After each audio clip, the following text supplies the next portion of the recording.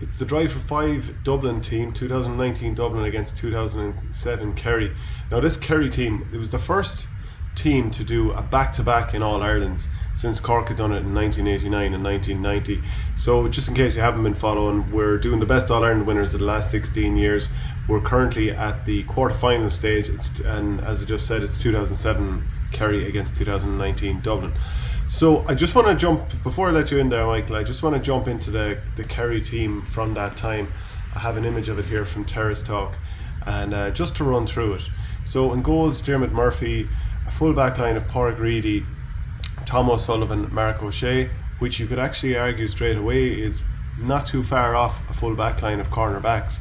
Tomás O'Shea, Aidan O'Mahony, Killian Young, Dara Shea and Seamus Scanlon, Paul Galvin, Declan Sullivan and Owen Brosnan in the half forward line, Colm Gooch Cooper, Kieran Donaghy and Brian Sheehan. And then to just look at that Dublin team here, Stephen Cluxton in goals, Owen Merchant, Michael Fitzsimons, Davy Byrne, John Small, Johnny Cooper, Jack McCaffrey, James McCarthy and Brian Fenton is a fairly fearsome midfield. Then Niall Scully, Kieran Kilkenny, Brian Howard, Paul Mannion, Con O'Callaghan and Dean Rock. So that would have been the team that beat Kerry after a replay. Anything coming to mind straight away? Yeah, the one thing that would jump out is, as you said, the three cornerbacks coming up against three of the fiercest full forwards you're ever going to see in Mannion, Con, and Rock. That would be very, very interesting, particularly that type of player that Con is as well. That kind of bulldozing full forward. He gets the ball, he's gone straight for the goal. It's an unusual Kerry full backline, as in there's no Aidan O'Mahony, there's obviously no Seamus Moynihan. They're playing in different positions or they're away from the scene. There's no Mike McCarthy as well. So it's a different. They usually had kind of a linchpin of a full back. Don't have it in that team. And they obviously didn't need it. They won an All Ireland quite comfortably. But when you place that Dublin full forward line against them, you'd have to think that Dublin would get a decent bit of joy. They basically have three absolute powerhouses in the full forward line. In a way, actually, you could say the same about that Dublin full back line, because Cooper, Merchant and Michael Fitzsimons, while they're all in great shape, none of them are a high tower. And who's going to mark Kieran Donaghy? Because Philly McMahon was on the bench at this stage. Now, maybe they would have started him, but that definitely would have caused a serious problem for them. And you have Gooch in his pomp and Brian Sheehan in there too.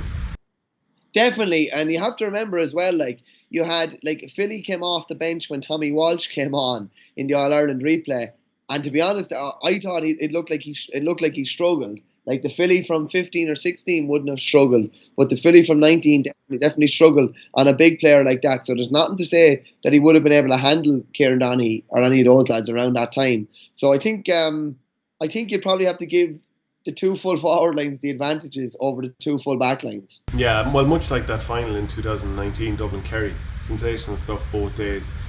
Cork were the opposition for Kerry in 2007, 3-13 to 1-9. Not a great game by any stretch of the imagination. Maybe it was the familiarity just made it boring. 8th championship game in 3 years between those two. Some of the matchups are really interesting to me that I'm imagining. Paul Galvin, not far off his pomp, it was 1 year away from being Footballer of the Year was it 2 years away from being Footballer of the Year against Jack McCaffrey maybe. Gooch against Michael Fitzsimons, and Michael Fitzsimons in the last year or two has been exceptional. Declan O'Sullivan, who had come back from some indifferent form to be brilliant against maybe John Small. Donaghy, like we've already talked about Donaghy. There's an awful lot of matchups there. Dara O'Shea against Brian Fenton, for example. There's so many good ones. Yeah, the Galvin McCaffrey one is particularly interesting in the context of the 19 final. Jack McCaffrey gave one of the best All-Ireland performances of all time, particularly for a halfback, scoring 1-3. And the big dilemma for Kerry was who they're going to put on McCaffrey. If they had a peak 07 Galvin to put on McCaffrey, he would stop him to a fair extent, and it'd be interesting to see the kind of the arm wrestling between the two of those. Galvin in his kind of defensive role and his kind of playmaking role at times as well, and McCaffrey in his bombing forward kind of role. That would have been really interesting. Fenton and Dara O'Shea would have been really interesting. I'm just not sure if, well, maybe it would change if Dara O'Shea was playing now, but I'm not sure if the 07 Dara O'Shea would have the mobility to stay with Brian Fenton. I think midfielders have changed an awful lot of time in the 12 years between those two teams. Brian Fenton is a box-to-box midfielder, can defend, can kick points and go forward, and can field ball. Darragh O'Shea, like predominantly a fielder, an older style midfielder. He probably would change as the game changed, but like, would Darragh O'Shea have the mobility to keep up with Brian Fenton? I'm not so sure. That's a Darragh O'Shea 07 versus a Brian Fenton 19. The natural thing is that Darragh O'Shea probably would have been more mobile if he was playing now. But there's definitely some really, really interesting duels there. Yeah, and just to look at the paths that both teams would have had to the final here. So Kerry, they beat Waterford, which obviously is something that they'll routinely do they have done and will do forevermore. Kerry 215, Waterford 4 points. Then they beat Cork 115 to 113. Saw off Monaghan by a point, and I'd say Monaghan are still annoyed at themselves over that one. And after that, it was beating Dublin in the semi-final before swapping away Cork in the All-Ireland final. So it's probably, I wouldn't say it's really kind of the greatest route of all time. Now, if we jump on to what Dublin did, they beat Louth, which is obviously nothing to them, hammered Kildare, hammered Meath, who only scored 4 points, then beat Cork convincingly in the last 5 minutes, but it was a real game for most of it. Hockeyed Roscommon and beat Tyrone without too much fuss. Of course, Mayo fell apart late on in that game, and then they ultimately win the All-Ireland final at the second attempt against Kerry. So who for you has the tougher route there? I don't know if it's about route in this question, because the 19 drawn final and replay, particularly in the drawn final, Dublin were on the ropes in the drawn final. They were on the ropes, and I think, like, realistically, the way you're looking at it, the passage can be a bit how should I say, it can kind of blind you a small bit. Nowadays, there's only 2 or 3 teams that can win All Ireland. Really, well, maybe 3 or 4, and 2 of them. First time Dublin had a serious possibility of being beaten was against Mayo in the semi-final. Mayo were actually ahead of half-time. Then Dublin had that 12 minutes, absolutely blew them away. So you're really looking at just the semi-final and the final. And the fact that Dublin were able to overcome Kerry in the drawing game, despite being down to 14 men for over a half and not playing good stuff. Brian Fenton was not at his best. Several of the Dubs were not at their best. I think Conn kicked a point, Mannion kicked 2. And then you look at the replay. Mannion kicked 4, Conn kicked 4, Kilkenny kicked 4. Totally different game. You get against great teams like the Dubs, you get one chance to beat them. And Kerry weren't able to get the job done despite having a numerical advantage. And that says probably more about Dublin, I would say, nearly than it does about Kerry. You have to remember, in the drawing game, Rock had a free to win it.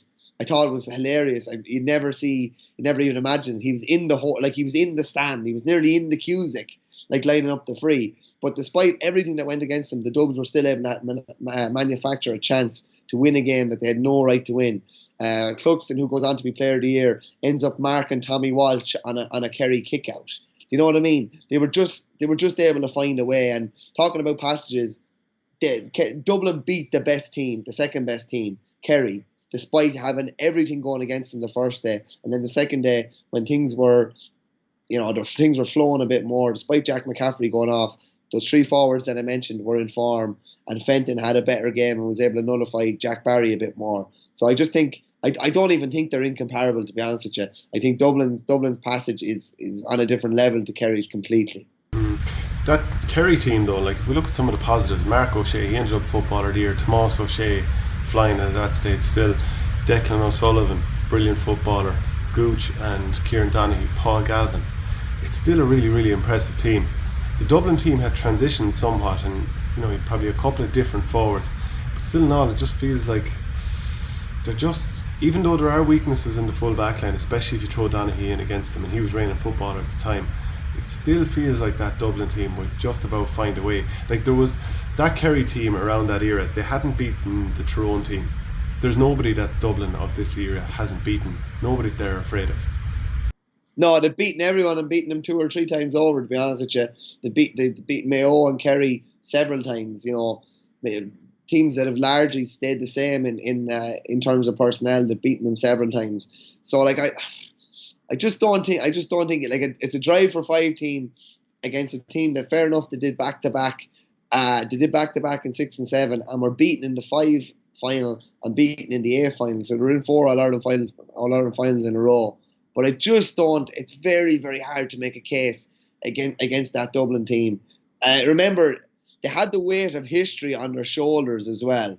The weight of history that would cripple most normal teams. And maybe it affected them a bit the first day, but they were still able to, maneuver away to give themselves another chance and give themselves a chance of being 15 on 15. Didn't make the same mistakes the second day. And while it was very, very tight, they always had the Kerry at arm's length in the replay before winning by a handful. So I'm finding it very, very hard to look away from Dublin here. Like of the five in a row winning team, to me, you're looking at 19 and probably 17 as the two of the stronger ones. And I just think the weight of history as well on the 19 team, if anything, that makes what they did even better for me. Yeah, I tend to agree. So we'll put it out on a vote on our game.ie and we'll see who gets through.